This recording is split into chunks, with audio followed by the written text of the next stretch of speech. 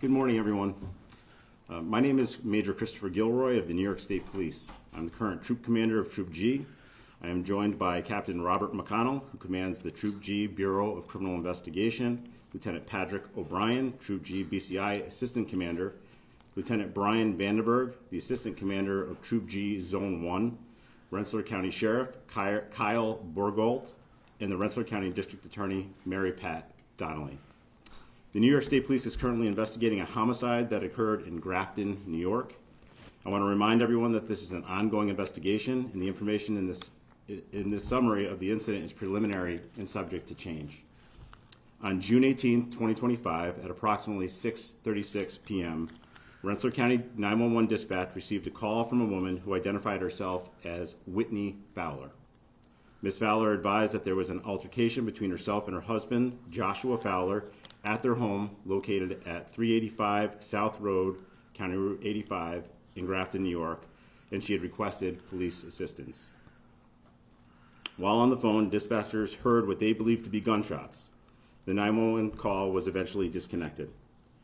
Troopers were dispatched at approximately 6:40 p.m. and arrived on scene at approximately 6:50 p.m., followed by multiple other units to include additional state police members and Rensselaer County Sheriff's deputies.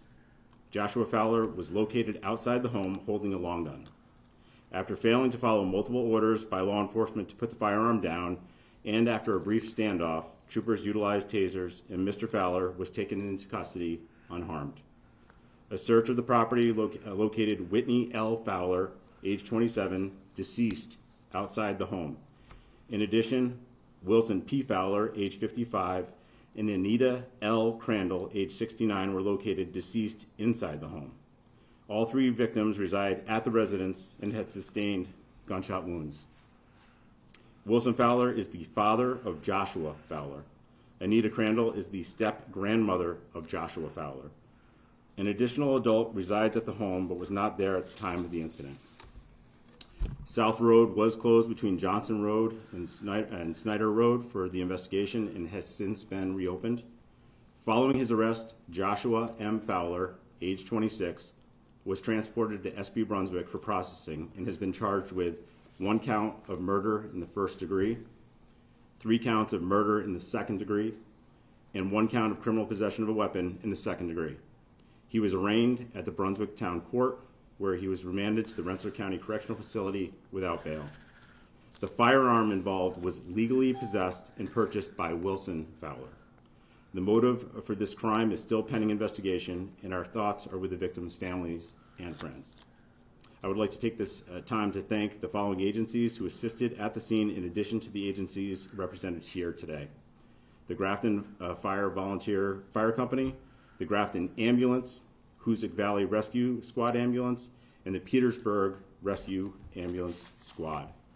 I'm going to be taking questions in just a moment, but I just want to afford the District Attorney to say a few remarks as well. Yep. Good morning. I'm Mary Pat Donnelly, Rensselaer County District Attorney. Again, I want to thank Major Gilroy as well as Sheriff Borgault and the men and women of their respective agencies for a swift and coordinated response last evening. It was a tragic scene which they brought under control without any further threat to the Grafton area, and for that we're all very grateful.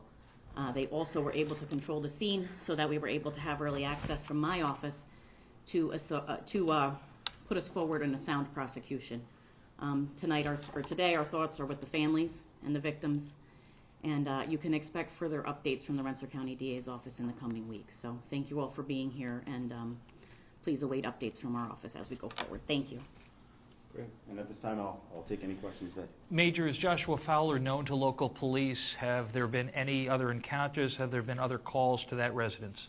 Yeah, I can speak to our state police interactions. I can tell you that state police have investigated domestic incidents at that location. In July of 2018, there was a domestic dispute between Wilson and Joshua. In October of 2021, state police investigated a domestic dispute between Whitney and Joshua. Neither incident resulted in the arrest of anyone involved. Were there others at the residence at the time of the shooting who witnessed it? No. How many shots were fired? That's still being determined. Obviously, it's an ongoing investigation, and our forensic investigation unit, I believe, is still on scene currently. and that's yet to be determined. And were the victims found in one location, or were they scattered throughout the home? As I had mentioned, Whitney was found outside of the residence. Anita and Wilson were discovered inside of the residence in close proximity to one another. To clarify, are the state police going to be leading this investigation? Will it be joined with the county? Yeah, this is a state police investigation, correct. With the previous incidents, was he under any kind of red flag law, any kind of warning list, or? No, not to my knowledge. During the standoff, did it appear that he was trying to get police to shoot him? Yes, it appeared to be an attempt at suicide by cop, yes. Did Joshua Fowler appear to be under the influence of drugs or alcohol? That I do not know. Major, do you know, were there any children that lived in the home? It's my understanding that there were not. One more question, guys. Who was the other person who lived in the home? A family member? Are they Yes. living Yeah. here at the time, or were they there? They were not there at the time of the incident. They arrived shortly thereafter when they discovered a law enforcement presence. So it was. Thank you guys very much. Appreciate All right. it. Thank you.